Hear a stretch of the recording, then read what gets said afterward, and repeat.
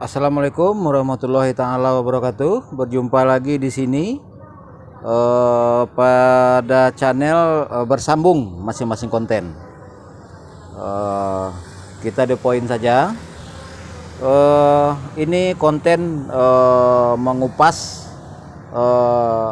bahasa-bahasa pembohongan publik, bahasa-bahasa doktrinisasi pembodohan kepada keturunan ranah Minang plus menantu oleh Mak Kati, youtuber asal Batipuh, alias Bapak Musra Dahrizal.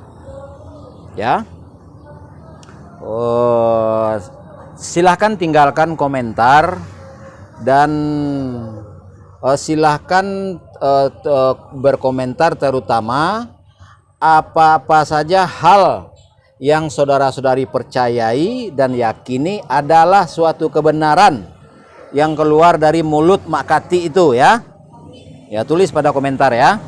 Apa-apa saja yang saudara-saudari anggap itu kebenaran dari yang apa-apa yang disampaikan oleh Mak Kati. Sementara saya mencoba membuka wawasan saudara-saudari masing-masing mengenai hal keruh dan kusut dari apa-apa bahasa yang keluar dari mulut Mak Kati itu, ya. Yang pertama, 4 tahun yang lalu beliau bilang yang menetapkan adat Sebatang Panjang tak satu pun bergelar datuk, dan nama-namanya adalah Tuan Titah Sungai Tarap, Tuan Kadi Padang Gantiang, Tuan Bandarokayo di Sumanie, dan Tuan Indomo di Suroso. Itu 4 tahun yang lalu. Itu minimal 100.000 penonton dan minimal 50.000 di download. Nah, itu bukti-bukti tidak akan bisa dihilangkan. Bisa saat ini saudara-saudari lihat pada channel Minang Corner sebelum dihapus.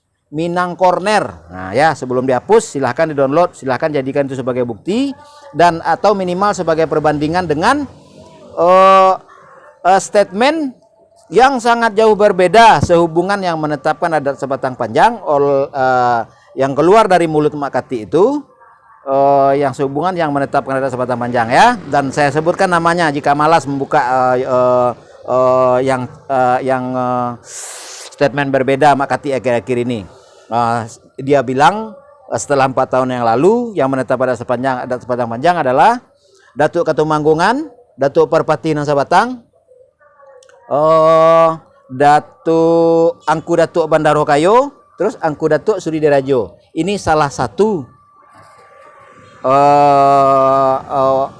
wacana atau judul bahasan bagi saudara-saudari masing-masing, ya. Dan salah satu sebagai contoh hal keruh dan kusut. Dah, yang kedua, beliau di awal kata bilang begini, hampir pada semua video. Dia bilang adat itu tidak akan berubah. Ya, kalau adat yang tidak akan berubah berarti kan itu sunatullah, ya. Oke. Tetapi di ucapan berikutnya beliau tidak konsisten. Dia bilang kecuali pakaian adat Bundo Kanduang, pakaian adat Pangulu. Nah, itu adat tetap. Dia bilang itu adat tetap. Nah, pertanyaannya begini. Apakah pakaian itu adalah adat juga? Nah, padahal lucunya lagi begini. Padahal sebelumnya dia bilang yang berubah-ubah itu budaya. Berarti kita harus terpaksa menjawab, ya. Harus terpaksa menjawab pakaian Pangulu Bundo Kanduang. Harus terpaksa kita, itu adalah pakaian adat. Nah, tapi tolong dijawab sekali lagi. Pakaian adatkah pakaian Pangulu dan pakaian Bundo Kanduang? Tolong dijawab. Nah, sebelum saudara-saudari menjawab, tolong perbandingkan ini. Berubah-ubahkah pakaian Bundo Kanduang? Sunatullah kah itu? Nah, ini contoh kedua, ya. Contoh ketiga adalah beliau selalu melanjutkan akhir-akhir ini yang menetapkan adat Sebatang Panjang itu segala perkara susunan aturan yang dia bilang adat Minang, ya. Dan bagi saya pribadi Adat Minang itu tidak diciptakan Allah. Ingat, adat Minang loh. Adat Minang itu maknawinya berbeda dengan adat orang Minang. Nah, kalau adat orang Minang, saya pribadi memahami itu barulah ciptaan Allah. Ya, tolong dipahami lagi, maknawi adat Minang dengan maknawi orang Minang itu berbeda. Nah, kalau adat orang Minang itu adat manusia. Nah, kalau bicara adat orang Minang itu adat manusia ya. Nah, kalau adat Minang tanpa dibubuhi sebutan orang, coba. Nah, dan bahasa Ngawur ini selalu berkelanjutan. Tolong ya diperhatikan ya, adik-adik, anak-anak cucu kemenakan yang di Unan ya. Nah, itu hal yang ketiga. Kalau saya terlalu cepat, silahkan diputar ulang ya. Oh, kalau kurang jelas, biar tidak gagal paham, biar meninggalkan komentar itu komentar orang cerdas yang ditinggalkan. Ya. Nah, tuh. Dan yang keempat, itu Datuk Parpati dan Datuk Katumanggungan dia sudah wafat di bawah tahun 1300 Masehi. Silahkan buktikan sendiri, silahkan tanya kepada semua tokoh sejarah. Tokoh Majapahit pun bisa menjawab. Nah, ya. Tahun berapa? Dan yang jelas jawaban beliau ahli sejarah pasti menjawab Datuk Parpati dan Datuk Katumanggungan sudah wafat di bawah tahun 1300 Masehi. Ya, dan mereka juga pasti sepakat Aditya Warman itu masuk 45 tahun setelah 1300 Masehi. Nah, dan tidak ada catatan sejarah satupun di zaman Aditya Warman itu orang bergelar datuk dan bergelar penghulu. Nah, ya, ini contoh yang kelima kalau sudah. Tapi kenapa sampai sekarang orang membubuhi gelar datuk, penghulu, Katumanggungan kepada yang bernama kecil Sultan Paduko atau Datuk Katumanggungan, yang bernama kecil Datuk Parpati Nasa Batang, yang bernama kecilnya Jatang Sultan Balun. Nah, ya, ini modal awal kita merevolusi dan tentunya saya yang membidangi ini, saya yang menjelaskan, saya yang mempunyai rujukan. Saya yang mempunyai rujukan dan sebagai wujud kerjasama kita, tolong saudara-saudari fasilitasi dengan banyak cara. Salah satu share video ini, yang kedua kirimkan somasi bahwa Makati itu menipu, membohongi ke Polda, ke Polsek, ke Polres, kirimkan. Ya, tidak perlulah ke Elkam, MTKam, itu orangnya keruh dan kusut juga itu. Harusnya dia yang meluruskan, menjernihkan, tapi kenyataannya dia biarkan, dia seperti tidak sadar hal keruh dan kusut itu terjadi. Dia percaya pula yang menetapkan nama-nama suku itu Katumanggungan dan Parpati. Nggak perlu. Kita langsung karena kita sudah merdeka ya, kita langsung saja melapor ke tata hukum yang sah di NKRI ini. Nah, kita memakai tata hukum NKRI bahwa Makati itu membodohi keturunan Ranah Minang dan membohongi publik. Nah, kalau untuk bukti-buktinya silahkan putar ulang.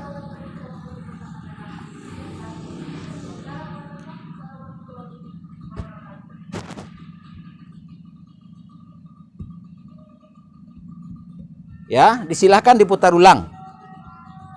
Nah, dan bagi saudara-saudari yang pintar mengedit, ya, silakan dari video saya mana saja sandingkan dengan statement Makati itu.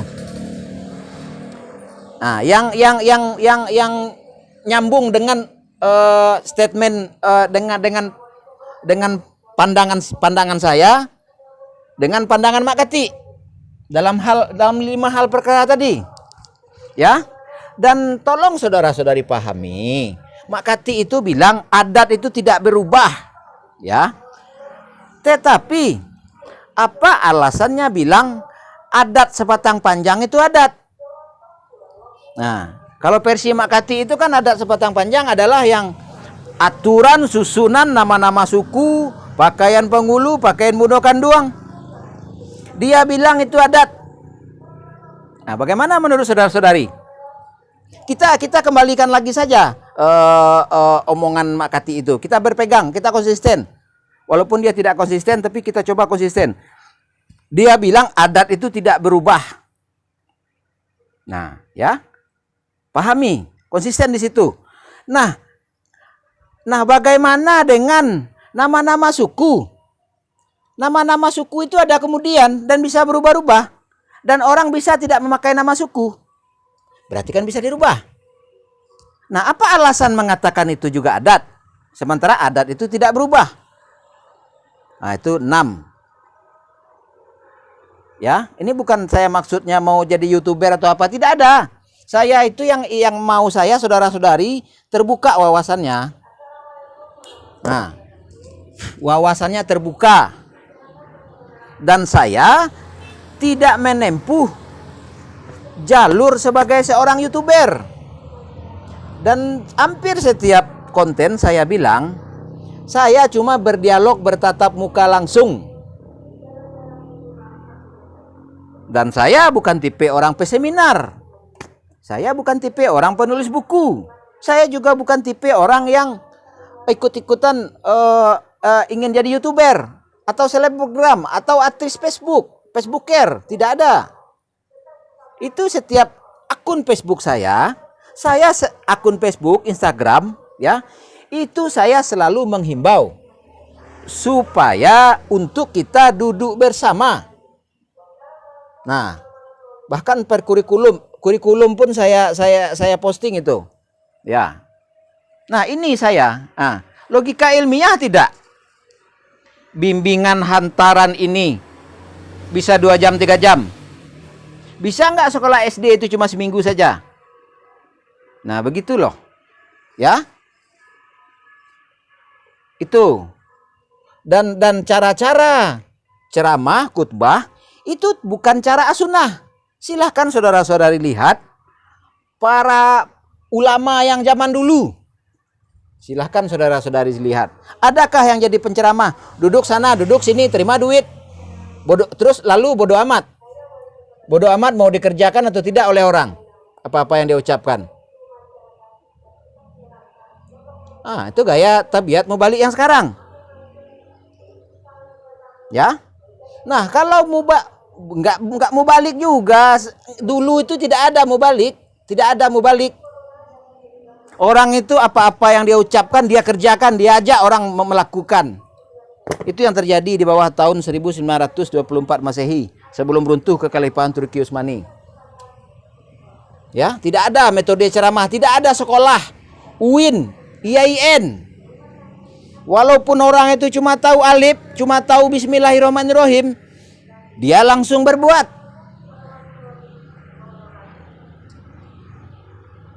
Begitu. Paham? Dan guru-guru atau pembimbing penghantar zaman dulu itu, muridnya itu si guru yang memberi makan. Paham?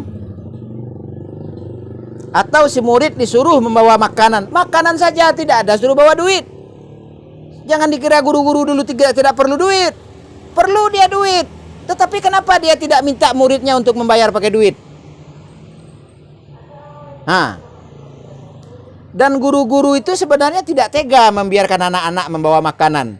Kalau guru-guru itu ada rezeki, pasti anak-anak itu dia si guru yang memberi makan. Ini realita. Ya. Dan mubalik zaman dulu dia tidak berorientasi keuntungan materi berkelanjutan, tidak berorientasi popularitas. Paham?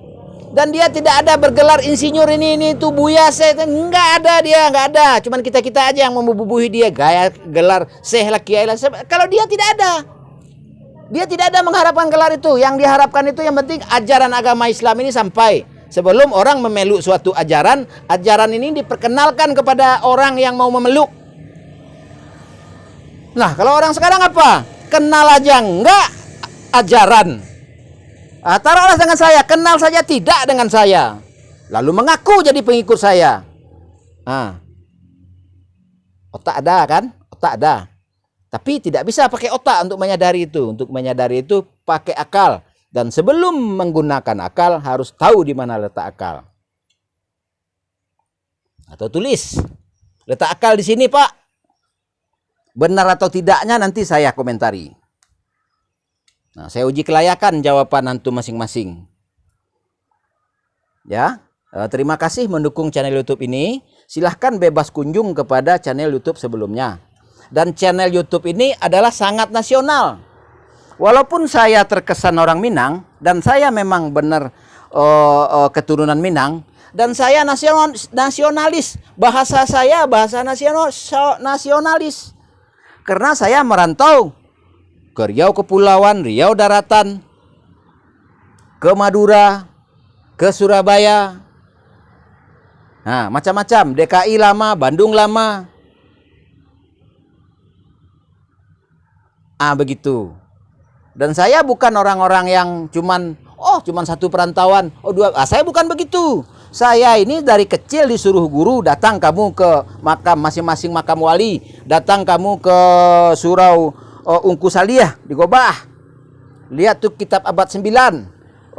Dan nanti kamu setelah besar nanti kamu usahakan duduk merokok dengan Tuanku Eri Firmansah atau dengan siapa saja penerus kekhalifahan Makarom Jamaluddin. Nah, kebetulan Tuanku Eri Firmansah dan itu sudah saya lakukan. Tanya saja sendiri sama Tuanku Eri Firmansah. Dan pesan guru saya sedari kecil, kamu datangi orang-orang Elkam, kamu datangi orang-orang Kan, kamu datangi bupati.